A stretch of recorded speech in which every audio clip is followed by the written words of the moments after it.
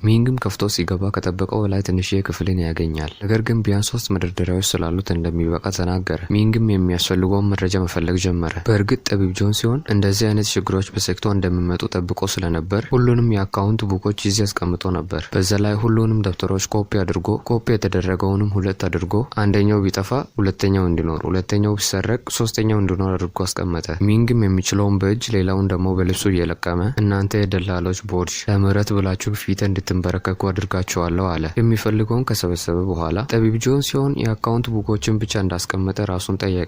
ሌላውን መደርደሪያ ለማየት ሲዞር ያልጠበቀውን ነገር አየ። እሱም የህዋሳን ምስጢራዊ ቴክኒክ ነበር። እሱም ካየ በኋላ እንዴት እኔ የማላውቃቸውን የህዋሳን ምስጢራዊ ቴክኒኮች አሉ ብሎ ራሱን ጠየቀ። ትንሽ ካነበበ በኋላ ምን እንደተፈጠረ ተረዳ። ከልምምድ ቴብል ውስጥ ያወጣቸውን ምንም የማይጠቅሙ ቴክኒኮችን ማለትም እንደ ታይሊንግ ሴፍ ቴክኒክ፣ እንደ ማስታወሻና ሴክቶ ከየት ተነስታ የት እንደደረሰች የሚያሳዩ የድሮ ቴክኒኮች ነበሩ። ምንም የማይጠቅሙ ቢሆኑም ነገር ግን ጠቢብ ጆን ሲሆን አስቀምጧቸው ነበር። ሚንግም አታስብ ጠቢብ ጆን ሲሆን ሴክቷን እንደዚህ በቀላሉ አልተዋትም። ሴክቷን መመለስ ብቻ ሳይሆን ከበፊቱ በላይ አጠንክራታለሁ አለ። ወደ 3ኛው መደርደሪያ ሲመለከት ደግሞ ምንም አላየባትም። ነገር ግን አንድ መልእክት እዛ ላይ እንዳለ አስተዋለ። መልእክቱንም ከፍቶ ሲመለከት መልእክቱን ለወደፊት ህዋሳን መሪ የተቀመጠ ሲሆን የጻፈውም ራሱ ጆን ሲሆን ነበር። መልእክቱም እኔ የአሁኑ የህዋሳን መሪ ነኝ። ይሄም መልእክት የምጽፈው ለአዲሱ የህዋሳን መሪ ነው። ህዋሳን ውስጥ የሚፈጠረውን ነገር ተረድተሃል። መሪ ማለትም ምን እንደሆነ ያውቃል ብዬ አምናለሁ። መሪ ማለት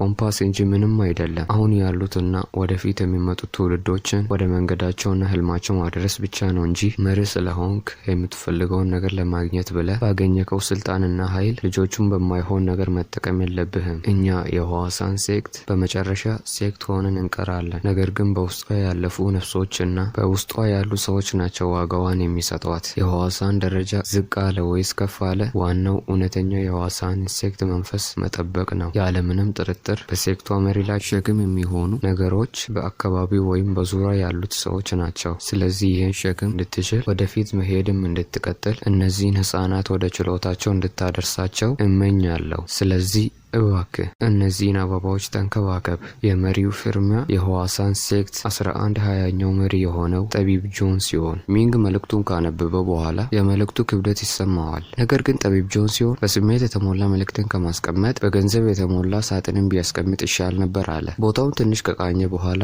አንድ ነገር አስተዋለ። ጠቢብ ጆን ሲሆን እንደማውቀው ከሆነ ለሁሉም ነገር የሚዘጋጅ ሰው ነው። ስለዚህ እነዚህ መደርደሪያዎች እንደዚህ ባዶ አይተዋቸውም ብሎ መደርደሪያውን ሙሉ አነሳው። እንዳነሳውም በጣም የሚያበራ ብርሃንን አየ። ያ ብርሃንም የወርቅ ብርሃን ነበር። በእርግጥ ጠቢብ ጆን ሲሆን ትንሽ ሀብቶችን አስቀርቶ ነበር። ይሄ ሀብትም ከ100 ዓመት በኋላ ትልቅ ጥቅም አለው። በዛ ላይም ወርቅ ብቻ ሳይሆን ውድ የተባሉ ድንጋዮች፣ ጌጣጌጦች እና የጦር መሳሪያዎችንም ተካቶ ነበር። ሚንግም ይሄን ብርሃን እያየ ጠቢብ ጆን ሲሆንም በደስታ እያመሰገነ ሲሲቅ ጠቢብ ጆን ሲሆን መንፈስ ደግሞ ሀብቱ በተሳሳተ እጅ ላይ እንደወደቀ ተናገረ። ቀጣዩ ቀንም ደረሰ። ዣንጉም ምን አይነት የደስታ ቀን ነው ለአንዳንድ ሰዎች፣ ነገር ግን ከበፊቱ የጨለመ ቀን ነው ለኔ። ከ5 ቀን በላይ መቆየት የሚችል አይመስለኝም። ቢያንስ ችግሮችን ከሴክቱ ማራቅ ብችል ኖሮ አለ። ነገር ግን በመሃል በሩ ሲደበደብ ይሰማል። በሩንም ሲከፍት መምህር ጆ ሲጠራው ያገኛል። መሪው ምን እንደተፈጠረ ጠየቀው። መምህሩም ጥያቄ ሳያበዛ እንዲከተለው ነገረው። መሪው በመንገዱ ተማሪዎቹ ምን እንደሆኑ ጠየቀው። መምህሩም ልምምድ ነው እንጂ ምንም እንዳልሆኑ ነገር ግን አሁን ወደዚህ ተመልከት አለው። መሪውም ሚንግን ከመቃብር የወጣ ሬሳ ሆኖ ያገኘዋል።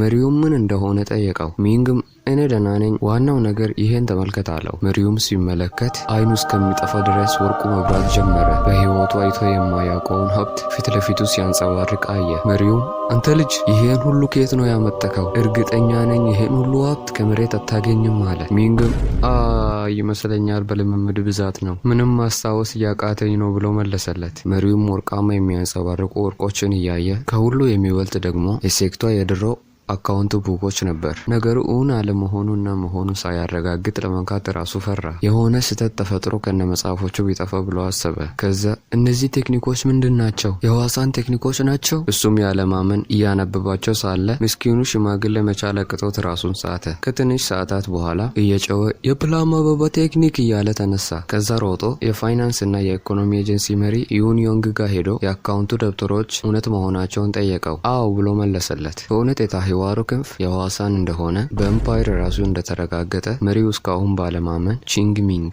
በእውነት አንተ በሁለት እግር የሚራመድ እድል ነህ። እግር ይሄን ሴክት ከረገጠ በኋላ ብዙ ነገር ተቀይሯል። እኔም ወደ ሴክቶ ስላስገባሁ ደስተኛ ነኝ ብሎ አሁኑኑ ሁሉንም ደላሎች ጥሯቸው፣ ይሄን ችግር ፈጥነን መጨረስ አለብን አለ። ከትንሽ ቀናት በኋላ ያ ወፍራሙ ጎንግ ከሌሎች ደላሎች ጋር የዋሳንን ተራራ ሲወጡና ያለ ከዛ ከዚህ በፊት ሚንግ የደበደበው ሰውዬ ወይም አረንጓዴ የለበሰው ተራራ መውጣት እንደሚጠላና ያመጣው ምክንያት ብሩን ብቻ ለመውሰድ እንደሆነ ተናገረ። ሌሎች ደላሎች ደግሞ ለምን እንደጠራቸው ሲጠያየቁ ነበር። ጎንግም እንደተለመደው የክፍያ ጊዜውን ለማስረዘም ፈልጎ ነው። ነገር ግን አሁን ይሄ ነገር እንዳያሳስባችሁ፣ ከዚህ በኋላ ተጨማሪ ቀን አልሰጠውም፣ በትንሽ ቀናት ውስጥ ብራችሁን እመልስላችኋለሁ አላቸው። ያ ሰውዬ አሁንም በድጋሜ እኔ ምንም አያገባኝም፣ የምፈልገው ብሬን ብቻ ነው፣ እሱም 5000 ያንግ ነው። ይሄን ገንዘብ ካገኘ ለቀሪው ህይወቱ ምንም ሳይሰራ የተከበረ ህይወትን መኖር እንደሚችል ተናገረ። ሴክቷንም ሲደርሱ አንዳንድ ደላላዎች ፊታቸው ተቀይሮ ነበር፣ ምክንያቱም አንድ ትልቅ የተከበረች ሴክትን ለማስወደቅ እየሄዱ ነው። ይሄ ነገርም የሰሰታቸው ነው። ኡናምን መጥቶ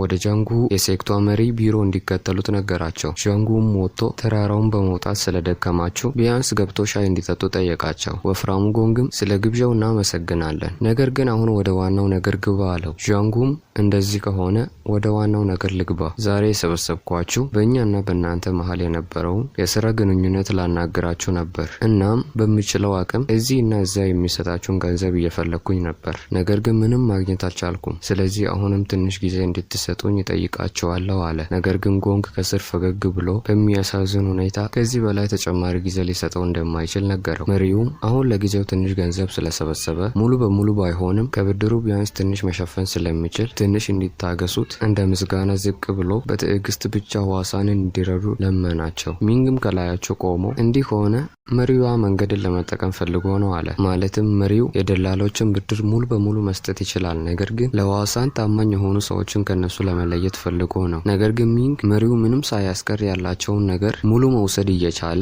ነገር ግን ለምን እንደማይወስድ አልገባውም። በእሱ ቦታ ቢሆን ኖሮ ልብሳቸውን ራሱ አላስቀርም፣ ነገር ግን ለዛ ነው የሴክቷ መሪ መሆን የማልችለው አለ። ነገሮች ከውሳኔ ጋር ሲገናኙ ዣንጉ በእውነት የሴክቷ መሪ መሆን ይችላል ብሎ ራሱን ጠየቀ። ጎንግ ደግሞ አንድ ቀንም ራሱ እንደማይጨምር ተናገረ። ዣንጉም እንደማውቀው 100,000 ያንግ ሙሉ የአንተ ራሴ አይደለም፣ ለሌሎቹም ታካፍላለህ። ስለዚህ ሌሎቻችሁ ቢያንስ ትንሽ የሆነ ፍቅር ለዋሳን ካላችሁ ተጨማሪ ጊዜ እንድትሰጡኝ እለምናችኋለሁ አለ።